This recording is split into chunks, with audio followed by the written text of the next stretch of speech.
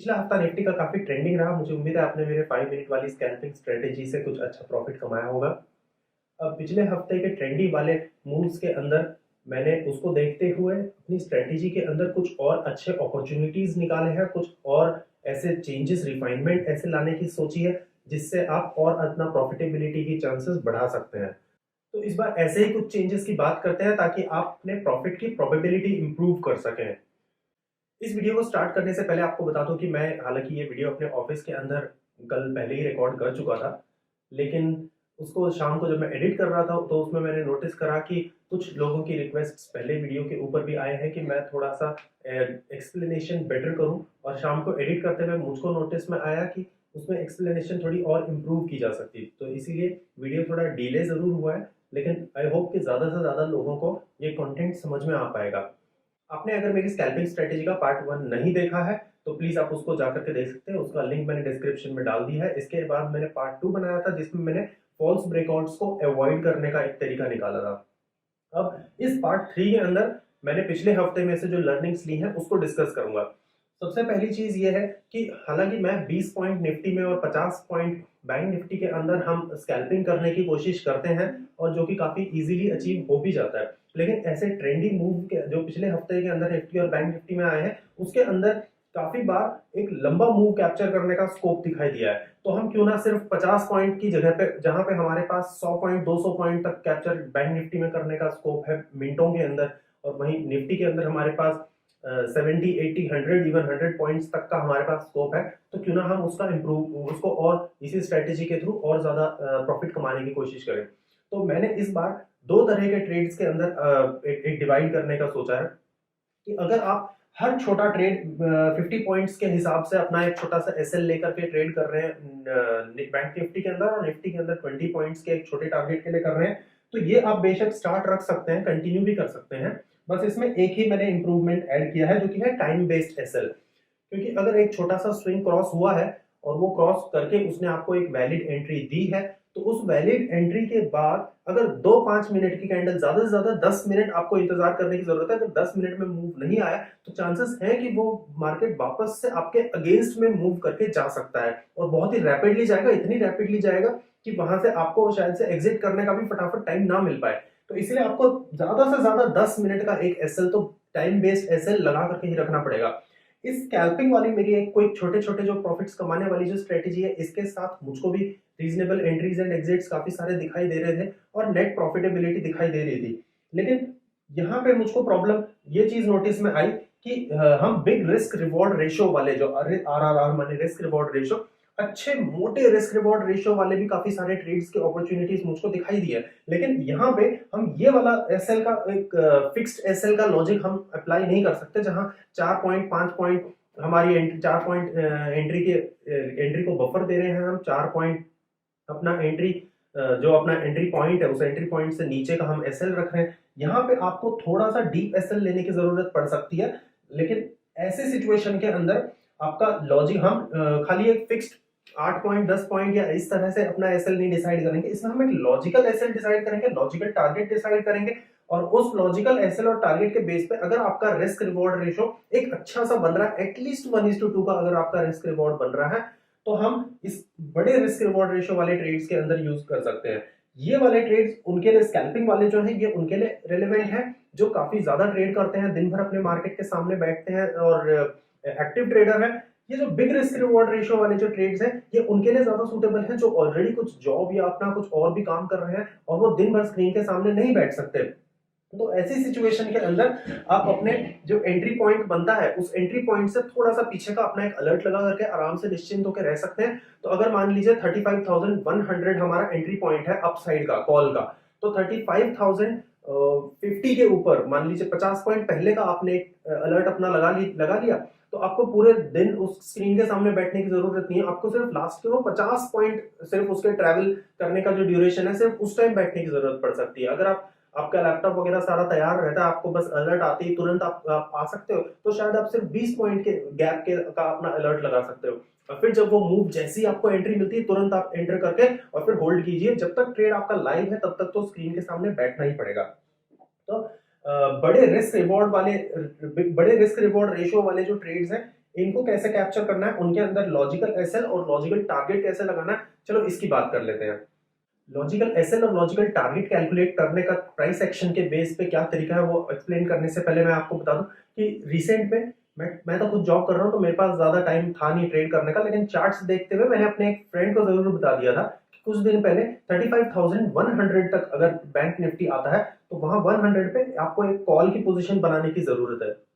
और उससे पिछले दिन का क्लोज 35,095 था। तो यहाँ पे 35,100 एक साइकोलॉजिकल थोड़ा सा राउंड फिगर जैसा भी बन जाता है, और बैंक निफ्टी उस दिन थोड़ा सा स्ट्रॉन्ग दिख रहा था, हालांकि थोड़ा नीचे आ रहा था। यहाँ पे मैंने सिर्फ 10 पॉइंट का एसएल रखने को कहा था। 50 पॉइंट का टारगेट तो बैंक निफ्टी बहुत ही इजीली दे देता है, तो वो तो टारगेट 1:5 रेशियो का वहां पे बहुत ही इजीली अवेलेबल था। 10 पॉइंट्स का एसएल रख करके इवन उसको 100-150 तक का पॉइंट्स का इसमें टारगेट का स्कोप दिखाई दे रहा था। तो इसका रिस्क रिवॉर्ड रेशियो बहुत ही अच्छा था। सिर्फ 10 पॉइंट्स का टाइट एसएल था और बहुत ही लंबा 10 to 15 टाइम्स का अपना टारगेट मुझको दिखाई दे रहा था। लेकिन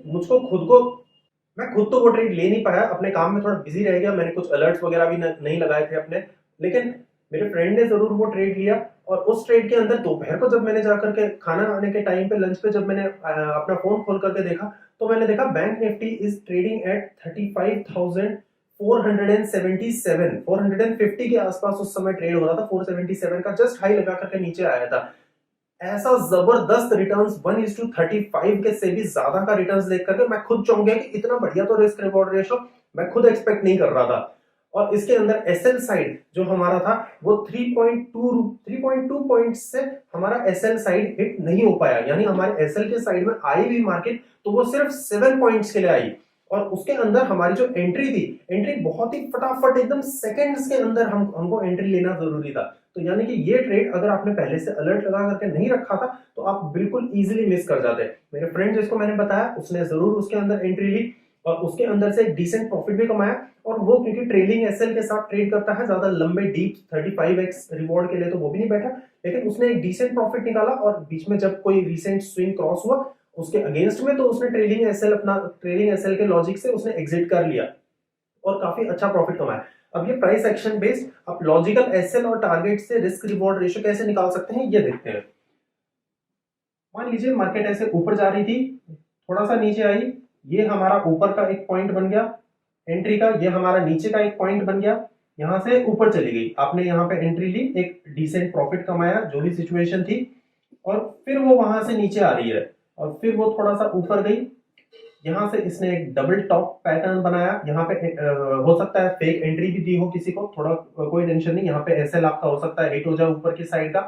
और फिर वो नीचे आ रही है तो यहाँ पे आपको एक फ्रेश डाउन साइड की एंट्री का लॉजिक बनता है।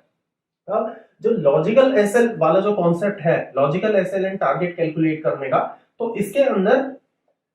यहाँ पे अगर आप एंट्री ले रहे हैं किसी कारण से, ये गैप्स एक्चुअल एग्जैक्टली इतनी दूरी के नहीं होंगे, ये गैप ज्यादा बड़े या ज्यादा छोटे भी हो सकते हैं। तो यहाँ पे अगर आप लॉजिकल एसएल और टारगेट के बेस पे अगर कैलकुलेट कर रहे हैं रिस्क रिवॉर्ड रेशियो, तो टिपिकली आपका ये आपका एसएल बन जाता है, और ये जो डिस्टेंस है जहां पे पहला एक स्विंग पिछला लगा था, ये आपका करीब टारगेट बन जाता है। और जब आप एसएल और टारगेट को कैलकुलेट करके देखेंगे डिवाइड करके, और इसके अंदर अगर आपको 1:2 का रिस्क रिवॉर्ड रेशियो नहीं दिखाई दे रहा है, तो फिर ऐसे ट्रेड्स को तो आप टोटली इग्नोर भी कर सकते हैं, ऐसे ट्रेड्स स्किप कर दीजिए। कम से कम 1:2 होना चाहिए। लेकिन कभी कभी ऐसी सिचुएशंस क्रिएट हो जाती हैं, मार्केट मान लीजिए यहाँ पे क्लोज हुई थी और गैप अप ओपन हो गई थोड़ा सा, और गैप अप ओपन हो करके चांसेस हैं कि इस पॉइंट को रिविजिट करेगी एक बार, और वो रिविजिट करती है, लेकिन उससे पहले उसने अपसाइड में काफी कुछ गैप छोड़ा हुआ है चार्ट्स के अंदर, जो आप देख करके नोटिस कर पाएंगे, इसको मैं थोड़ी देर में चार्ट में भी दिखाऊंगा। और फिर ऊपर जाते हुए वो इस पॉइंट को अगर क्रॉस करती है तो यहाँ पे अच्छा खासा एक अपमूव दे सकती है। और ये अगर आपका मान लीजिए 50 पॉइंट्स का बैंक निफ्टी के अंदर, या इवन 100 पॉइंट्स का भी अगर एसएल 150 का भी अगर एसएल बनता है, लेकिन उसके बदले में आपको मान लीजिए 400 का इस साइड में टारगेट दिखाई देता है, तो आप ऐसे बड़े ट्रेड्स के लिए बैठ सकते हैं, और instead of sitting for every small scalping opportunity. और अगर आप स्कैल्पिंग भी करते हैं तो आप ऐसी सिचुएशन में अपनी स्कैल्पिंग के अंदर मॉडिफिकेशन करके थोड़ा सा और अपने टारगेट को अच्छा टारगेट देखते हुए आप स्कैल्पिंग करने वाले लोग भी इस तरह की अपॉर्चुनिटी को अच्छे से एक्सप्लॉइट कर सकते हैं। तो बेसिक इसका एक रिकैप अगर आपको बता दूं तो फिर यही है कि आपको risk reward ratio price action को देखते हुए एक समझने की कोशिश करनी है, और इसके बेस पे जहां पे आपको बहुत अच्छा रिस्क रिवॉर्ड रेशो दिखाई देता है, चाहे तो आप थोड़ा चूजी हैं, थोड़े पिकी हैं ट्रेड्स को लेकर के, आपके पास टाइम की कमी है, आप छोटे छोटे 20-20 पॉइंट्स के निफ्टी के या 50-50 पॉइंट के बैंक निफ्टी के ट्रेड्स नहीं लेना चाहते हैं, तो आप ऐसी सिचुएशन में खाली बड़े रिस्क रिवॉर्ड रेशो वाले ट्रेड्स के लिए इंतजार कर सकते हैं। अब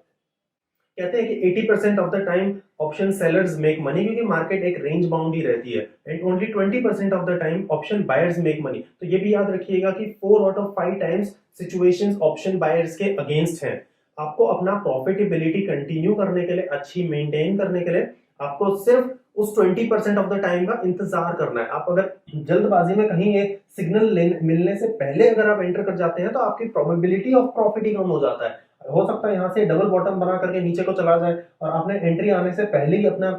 ऐसे पूरा का पूरा दे दिया, लेकिन जब टारगेट की बारी आई तो पूरा टारगेट आपको कहीं बिल्कुल देखने को भी नहीं मिला, क्योंकि एंट्री सिग्नल आपका जनरेट ही नहीं हुआ था। तो आपको ट्रेड्स के लिए बहुत बारीकी से इंतजार करना पड़ेगा, और जब अच्छे ट्रेड्स आते हैं, आपका करेक्ट एंट्री सिग्नल मिलता है, तभी आपको एंट्री करनी है। चलिए अब इन चीजों को चार्ट पे एक्सप्लेन करते हैं।